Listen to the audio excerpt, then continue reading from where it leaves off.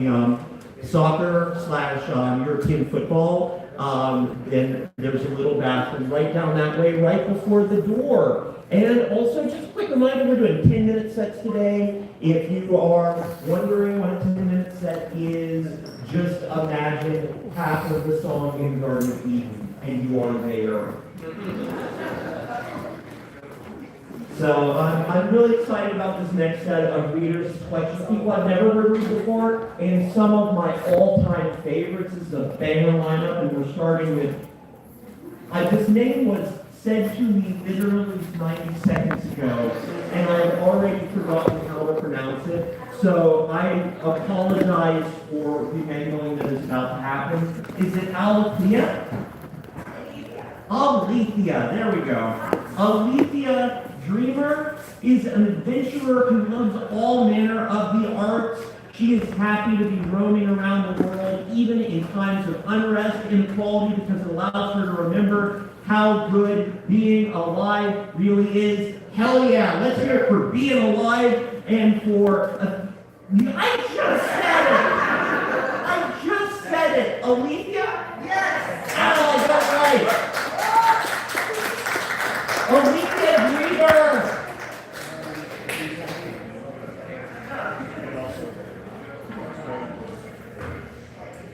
So I'm going to read from two of my most recent website articles.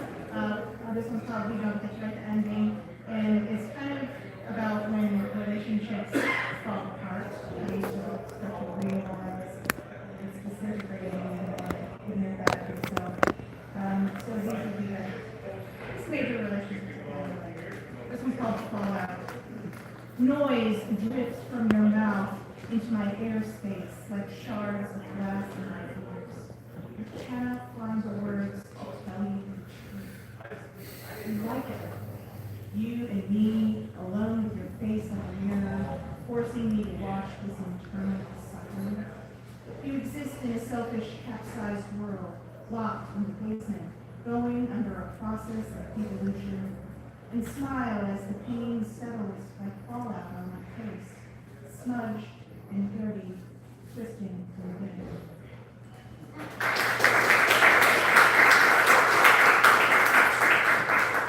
Each of these comes to be from a different relationship. The Folk House, Part 1. Rusted bars creak when your right hand pushes open the gate. Your other warm and firm in the valley of my back, a gentleman to the first degree. The gesture at once quickens my heart. We laugh nervously in the long, dark corridor with its catacomb silence and my clicking heels on the Spanish tile ring out. The walls rough beneath my fingers, in earthen braille, its beauty only grasped in this temporary blindness. The tunnel opens easily into a courtyard, wooden trellis crowned and dripping with wisteria. The color reminds me of the lilacs still in my hair, plucked deviously from a stranger's tree when you said you'd never smelled it. 2. I listen to the lilt of your voice making small talk, letting you go on, knowing very well that you hate it, but you sense it will draw me out into the sun. This first mingling in the world without being caught inside thoughts. We smoke, inhaling deep the clouded sky heavy with complaint, the flowers mixed perfumes, the chatter of friends, and the lingering smell of our excitement still fresh in the skin. I look up as the first drops descend, the stars, the distant memories tonight. My life changes with each breath. So fast I am spinning, and then it is all quiet. Your voice, the city, the people. And I catch you watching me, smiling like a disease. 3. You let me hold your hand beneath the table, the room lit with white Christmas strands around makeshift stage, and the whisper of Huda taking my breath by surprise. Closer, fire dances and photos by way of ghosts let in through the high window, making kaleidoscope linen behind soft brown bottles of Westons, sweating rings on the tabletop, as the singer's voice shocks the air around us all. We are captured in the church at his piano, his voice the heaven we can't bring ourselves to believe exists, and when he reaches reaches the pinnacle of silence.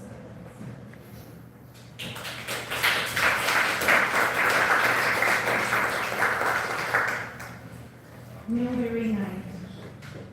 The sky is metabolized into the blue of summer night, and the lights flip on in the field unnoticed over the carnival sounds. But I see them flare against the dark, those Friday night lights you've seen so many times before. And we stand like islands amidst the swirling rides and bustle of children, ready for more dizziness, anticipating fireworks, our own anticipation heavy and brimming, but never overflowing. It comes close, it settles sweeter and deeper, never dissipating.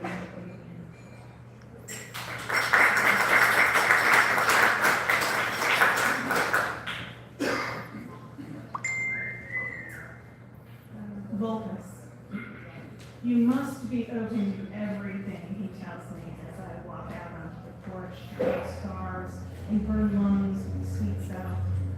There is a great silence in the noise, watching blue-screened television through blinds and absorbing the hum of garage door lights, making a mirage on wet pavement. Rain trickles as if slow-moving rivers into the water dripping from the wood beneath my feet vibrates like the inner sanctum of a clockmaker. The gears in my head construct new time stealers. I hear 18 wheels on the wet curves, air and brakes signaling the solemn fact that these small towns go ghost on Sundays at 6. All that is left are the strangers gliding over tangles of highway, silverback foxes no slow and hunt.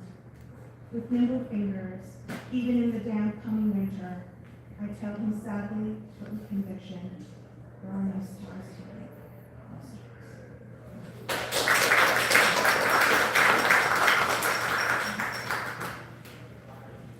Moon and cigarette smoke. We snuck away from the camp under the guise of needing to use the restroom. The moon was full and shone on the road so brilliantly we left our flashlights dead in our hands. At the playground, we moved around like children. The newfangled teeter-totter, the swings and hanging loops our bodies wouldn't fit through impressed us. On the swings, we shared a smoke, and you told me how your mother was the highest swimmer you'd ever seen. I thought about my own special moments on the swings with my mom, but left it silent. Let your story live there in the moonlight and cigarette smoke.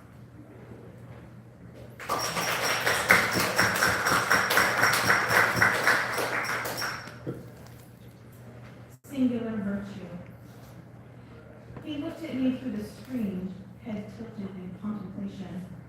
What he wanted to tell me hanging precariously on the curve of his bottom lip, a deep sigh. Never mind, he said. I don't want to scare you. I do appreciate it. That confession on my own lips, waiting. Patience has always been my singular virtue.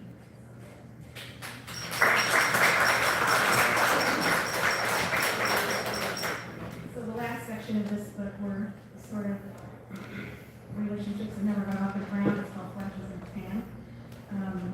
But this one's called Argentina. Your smile and that silver tongue asking me not to make you kiss me in the middle of the street. In your truck, intoxicated sideways, the lines of the road go by too fast to remember where they started. You said things I'd not heard in far too long. And I let myself bathe in the words tumbling over my warm, listening flesh. I didn't care if they got true, if you remembered my name, only that it was possible to be alive.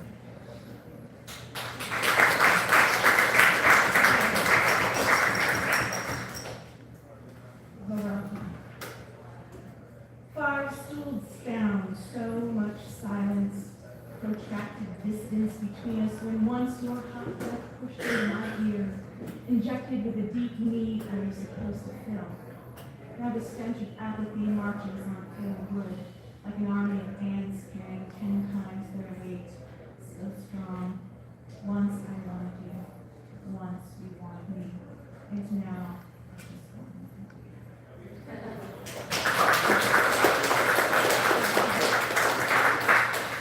Maybe just look from outside, Little Graveyards. This is a collection or a standard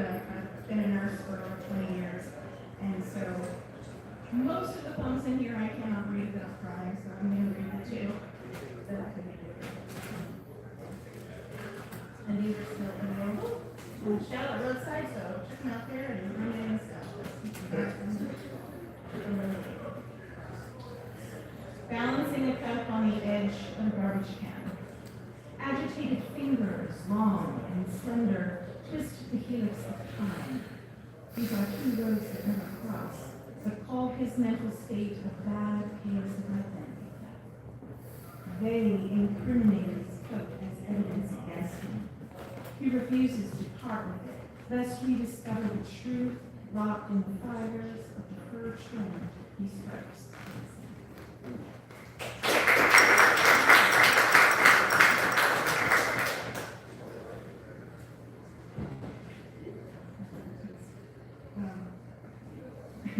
Primes.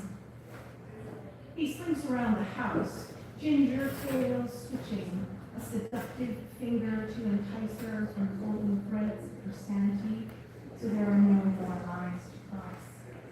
She catches him in taunt, with the steel, the knife, nails digging into his scruff as a perpendicular line draws liquid warmth onto her hand.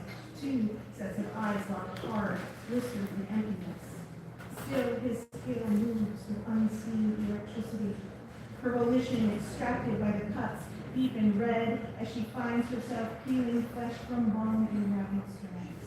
It is 3, here 5, at 7, the chime 11 of 13 voices, brings up 17 times, filtering out words until they're all that's left, rocking forth and back, rudimentary movements in rapid succession to the beat of primes 2, 3, 5, 7, 11, 13, 17, kitty, kitty, she calls, staring at blood-soaked hands in her lap, linear mind rocking faster with the bits of fur under the nails, and matter congealed to skin 2, 3, 5, 7, 11, 13, 7.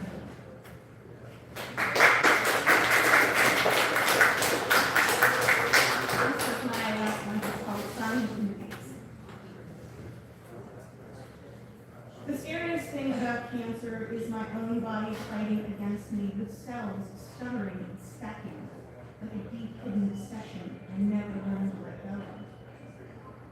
The crater cut into the side of my face, a bullet hole, an excavation, an empty mine shaft, filled with questions no one but the universe has answers for. It's a dark ugliness I show myself like an outdoor side view. There is pain in places I've never imagined. My smile tugging on the edges of the star-shaped, first-rimmed flesh, shrunken half its size by the pull of an invisible string, profanity in the guise of healing. But the thing that hurts the most is the pale face of my child.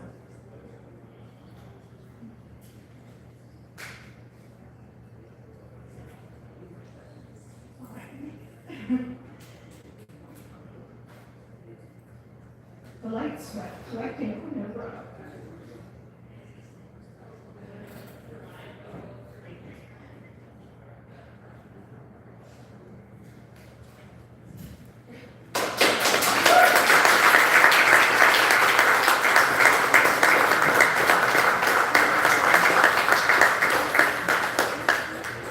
Sometimes the best poems are the ones that we can't let out of our hearts. Thank you for that, Alethea. That was extremely powerful.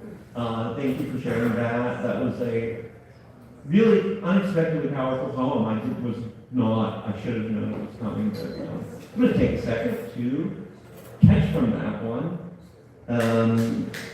Before we shift gears to something completely different, millennial pause. And now, coming to you live from the ashes of the formerly burning Cuyahoga River, from the best location in the nation, trademark, from the Cleve, a poet who, in fact, needs an introduction because he is so obscure. It's Miles Budimir. Miles Budimir. Miles, please stay within your allotted time of 10 minutes. Go, haha.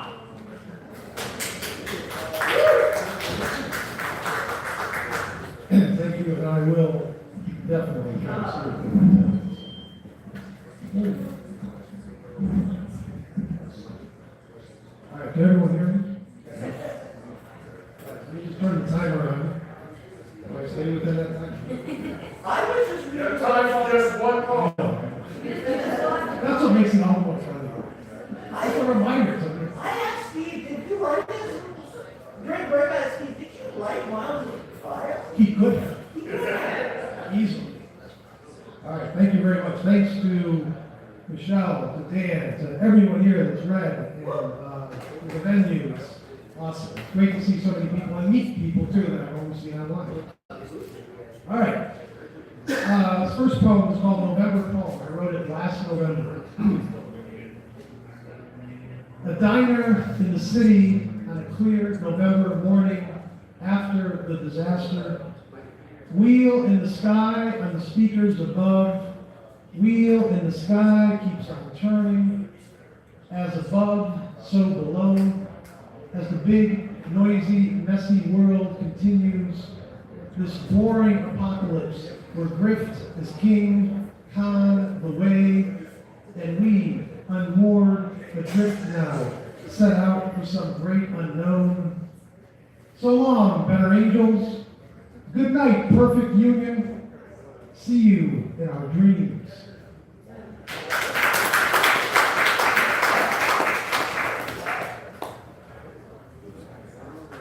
All right, next up.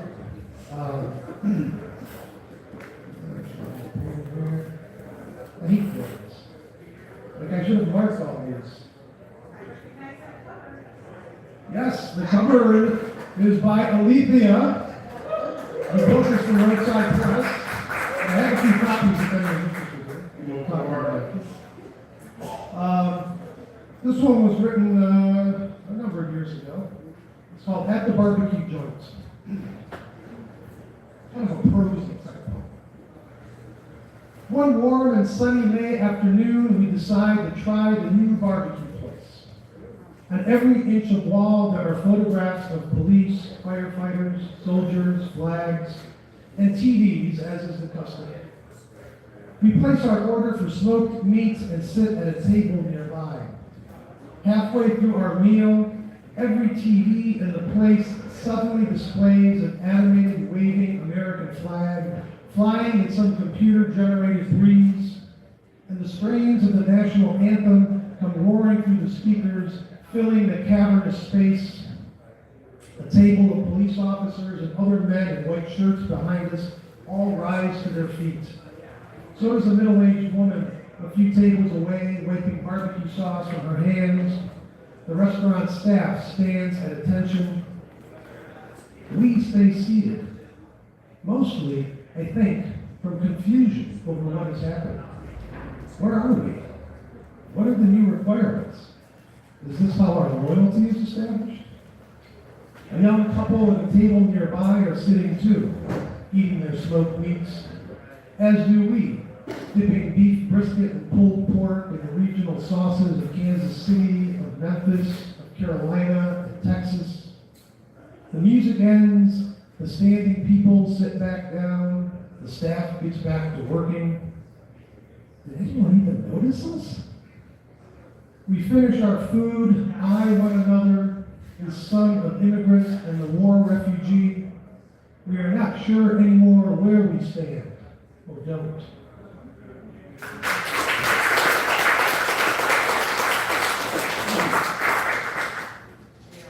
All right, here's another little short one, I guess. These are kind of like, I don't know, I think of these poems as like my America poems or something, kind of like what you see in America or something, I don't know. I guess. Very strong for all people.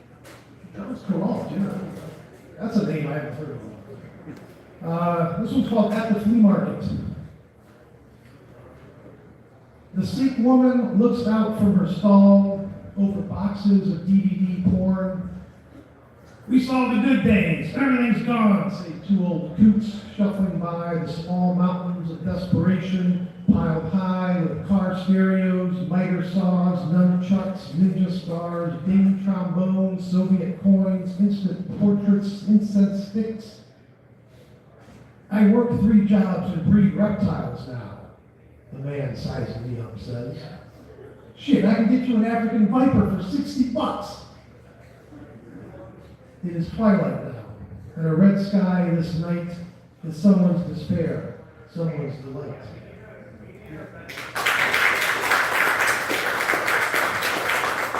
All right, this is my, this is like every election cycle you hear politicians talk about the American people, the American people, the American people. It's all about the American people, right? What they want. They think they know what they want, but I don't know. I thought about it, and I'm like, well, I don't know. Maybe this is what the American people want. So this one's called the American people. The American people want trans fats. The American people want stretchy pants. The American people want six-pack abs. The American people want Super Bowl ads. The American people want Al-Qaeda souvenirs. The American people want fruity beers. The American people want a voice. The American people want a real choice. The American people want compassionate bosses. The American people don't want underwater houses. The American people want erections lasting less than 4 hours. The American people want sequels to Austin Powers. The American people want flatulence insurance. The American people want stimulus.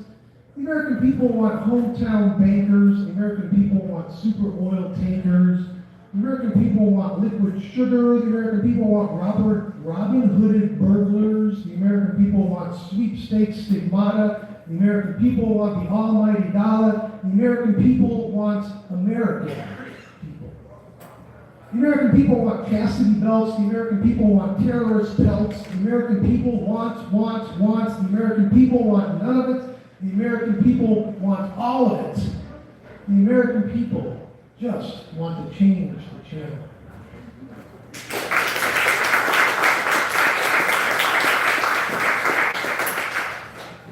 I don't know how accurate that is.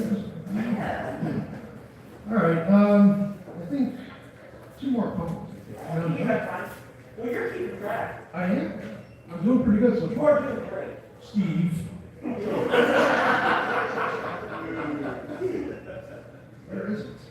I gotta find the damn poem. Find the damn poem, Miles. Where is it? There it is. All right. So, those of you who don't know me, I've been working in the business press, so-called, for many, many years. One of the things you get to do there is you get to travel around to all these trade shows and conferences and all these things. So this is a poem I wrote during one of those experiences. This is from a very old chapbook called Rust Belt Romance. So it's called At the Trade Show. This is like in a different register, different voice for me. It's kind of weird to read the old stuff. At the Trade Show. At the great exhibitor palace, the automation agora, whispers of a recovery.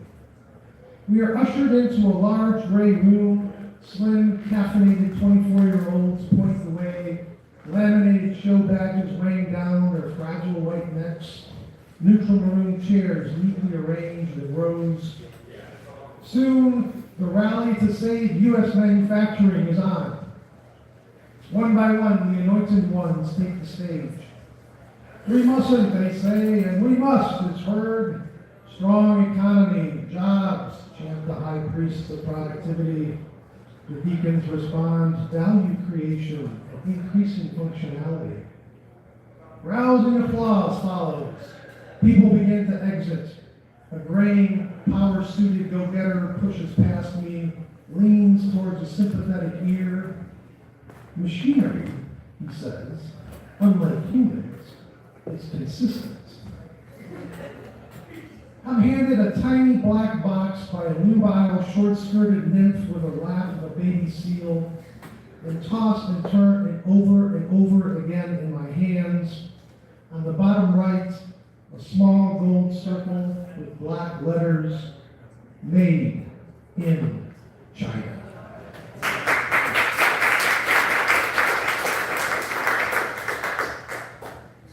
Thank you very much. You've been a lovely audience. One more poem. This is the last one. Once again, here it is. All right. This is called Anatomy of a Poem, and it's kind of dedicated. Got a for my good friend Dan Smith, a great Toledo Northeast Ohio poet, Dan Smith. Hey, shut up. Anatomy of the poem.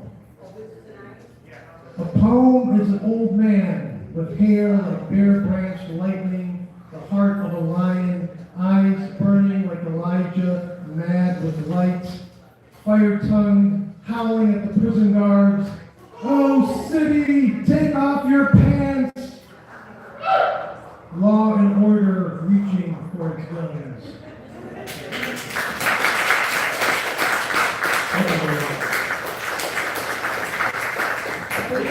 Thank you, Miles. That was great. I really enjoyed that.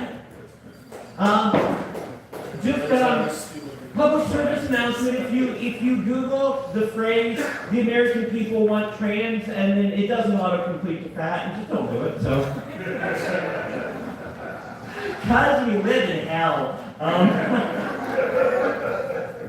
Thank you, Miles, for that.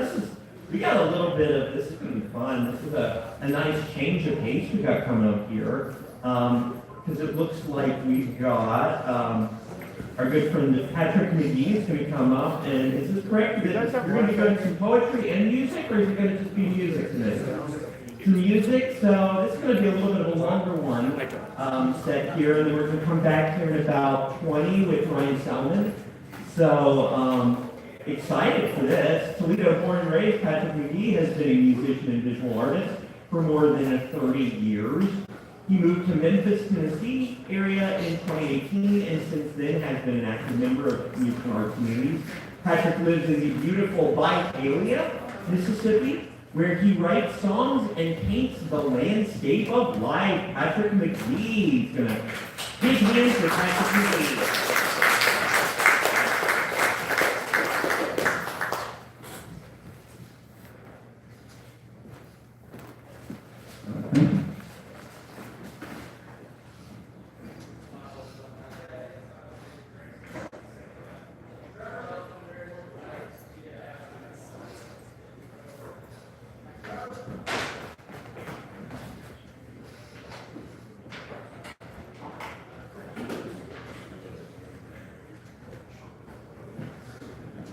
Thanks, Michele. Dan, put this together.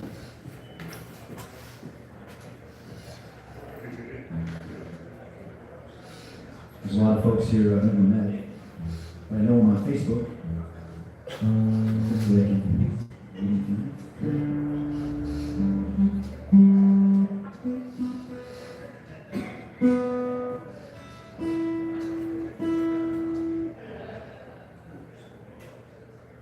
This is a song about a train that rolls through Mississippi. It's called When I Hear That Whistle Sound.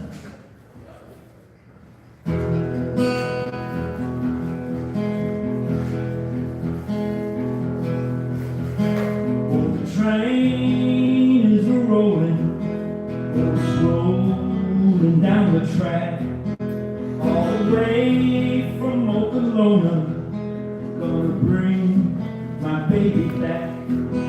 The sun come up, oh that Mississippi town, come evening, I know it'll go back down. The breeze in the trees sound like heaven to me when I hear that whistle sound.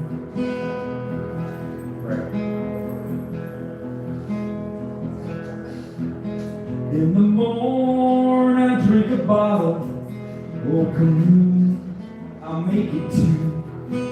Waiting on that train a-coming, I ain't got nothing else to do. The sun come up, oh that Mississippi town, come evening, I know it'll go back down. The breeze in the trees sound like heaven to me when I hear that whistle sound.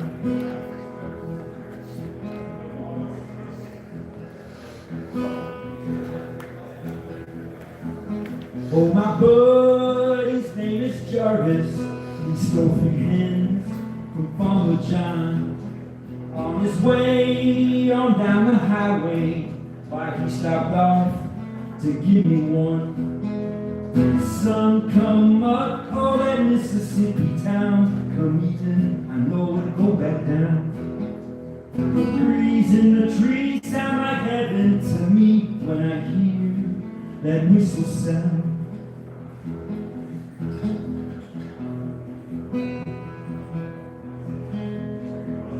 When I hear that train a-comin', I go dancing on the lawn. She goes in to the station and blows her horn, and then she's gone. Sun come up, oh, that Mississippi town. Come evening, I know it'll go back down. The breeze in the trees sound like heaven to me when I hear that whistle sound.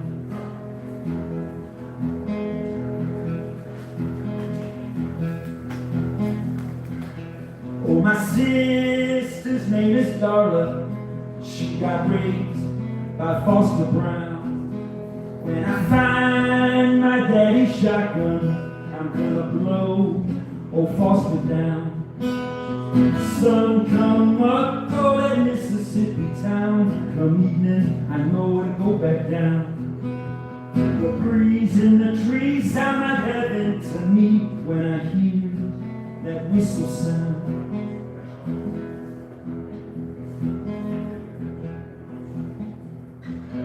Oh, the train is a-comin', oh, it's coming down the line. Waiting on my pretty baby, I hope that train can make the time. Sun come up, oh, that Mississippi town. Come evening, I know it'll go back down.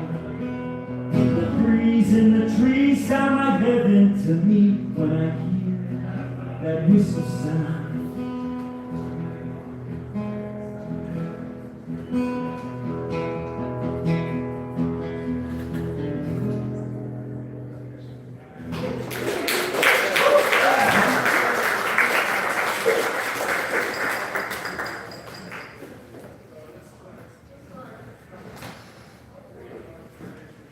Let's go Wild Dogs.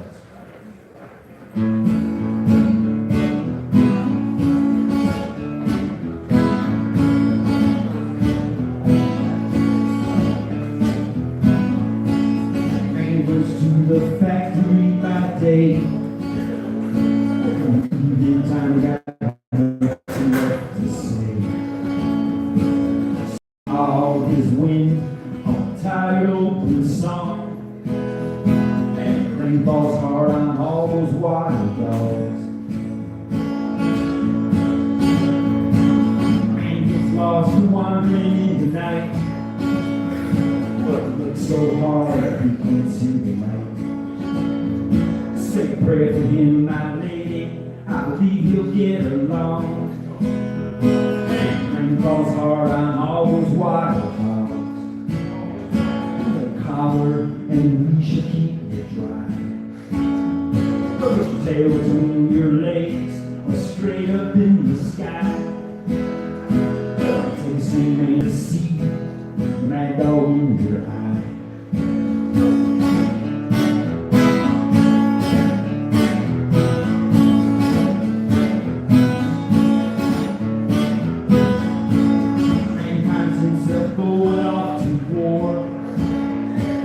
Stop to the church just to ask for food. You got a penny for a soul and a bullet for a song. Rain falls hard on all those wild dogs. Man calls his woman on the phone. He says, baby, you gotta stop giving me all alone. Connect the operator, and please don't take too long. Well, rain falls hard on all those wild dogs. Your collar and leash will keep you dry. Put your tail between your legs, or straight up in the sky. Well, take the same man to see, and that dog in your eye.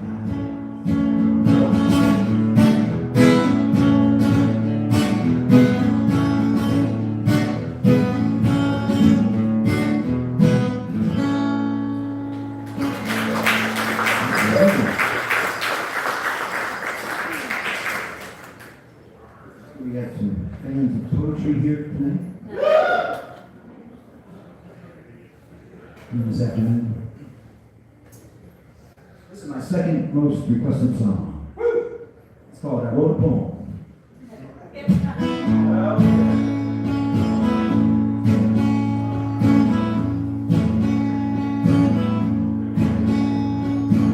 I wrote a poem and I killed a fascist today. I wrote a siren behind a 200-word brigade. Oh, it's a peace manifesto, and you know, I left my name. I wrote a poem and I know I killed a fascist today. Yeah! I killed a fascist today with a dream in my heart. Well, it's not nearly the end, but you know, at least it's a start. Oh, it's a measure of love. I know I'm doing my part. I killed a fascist today with a dream in my heart.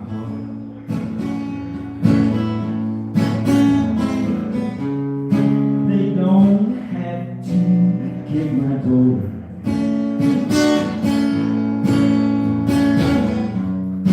I already confessed. Feels like we're caught up in a whirlwind. Nobody seems to impress. I wrote a poem and I killed a fascist today. I wrote a siren behind a 200-word brigade. Oh, it's a peace manifesto, and you know, I left my name. I wrote a poem and I know I killed a fascist today.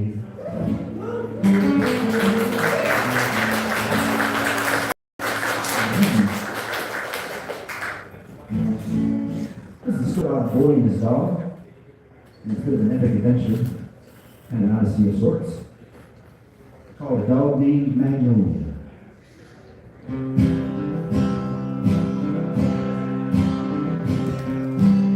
I set out in the world with a dog named McDannold. She bit me once and it's nice. No, it ain't the kind. So tonight, let's talk about the moon.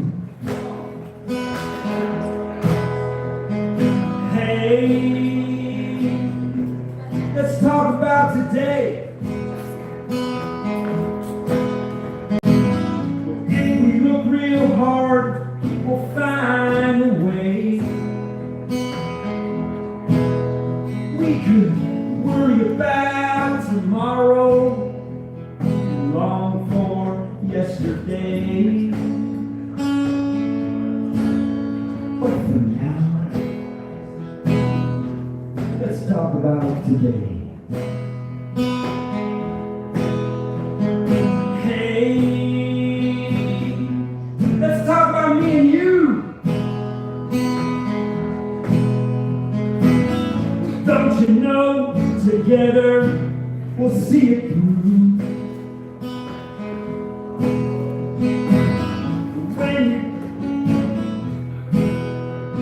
And I'll go my way too. Until then, let's talk about me and you. Hey, let's go. Thank you.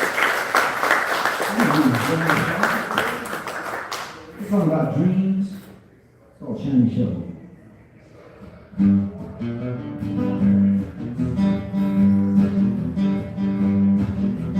35 years been digging that same old ditch. Spending all my time just making some more land rich. Got a shiny shovel, gonna dream about a life I can live. 25 years been drinking that same old pint. Another shot of whiskey, gonna chase it with a glass of moonshine. Got a shiny shovel, gonna drink another bottle of wine.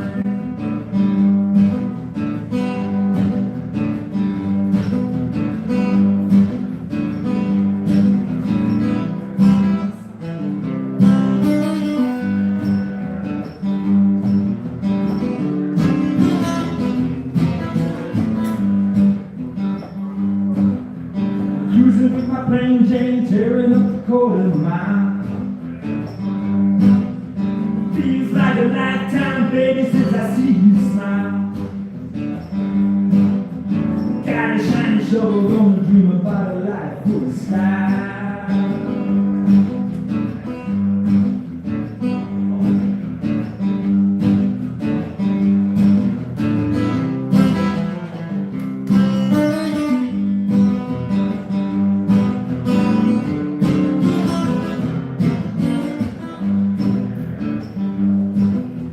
35 years been digging that same old ditch.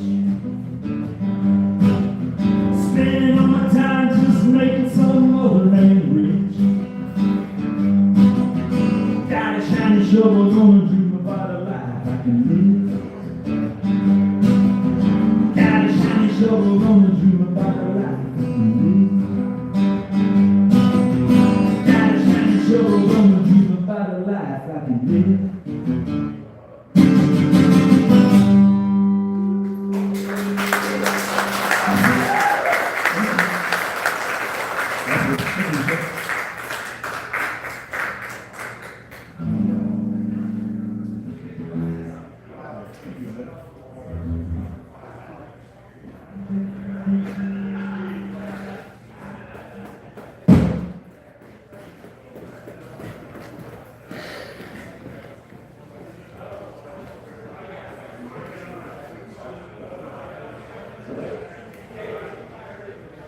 This is the CDs for I got some CDs. Making a comeback in 2026. So.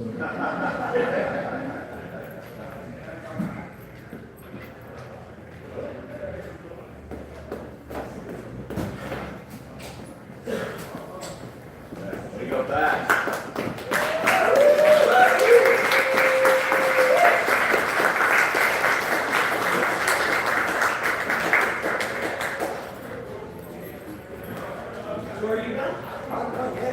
Thank you so much.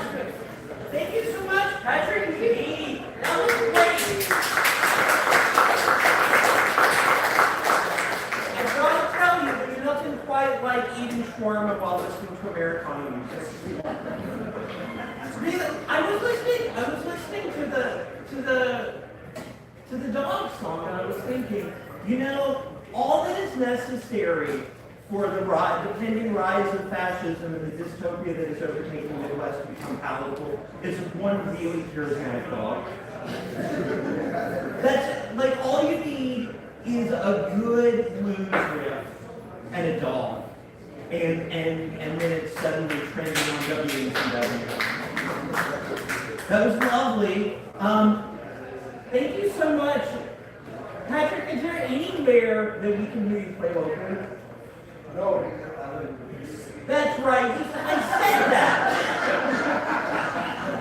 So if we happen to go in through Mississippi, in the Memphis area by Holly, where do you usually play? Rockhouse Live. Rockhouse Live,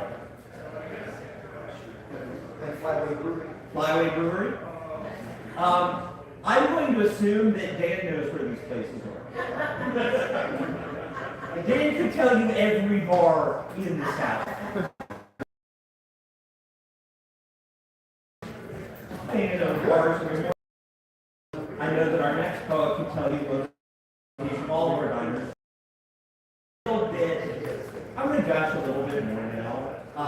our next poet is extremely important to me.